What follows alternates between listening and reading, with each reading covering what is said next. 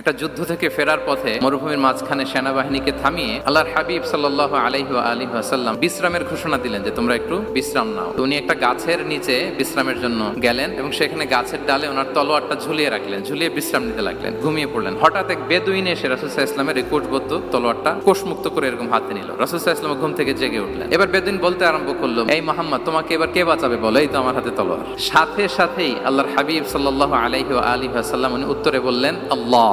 কোনো চিন্তা ভাবনা নাই যে ওরে আঘাত করা যায় কিনা পাল্টা, বা কোনোভাবে ওর কনফিডেন্স ডাউন করা যায় কিনা, কোনো দিকে না তাকিয়ে কি বললেন? আল্লাহ।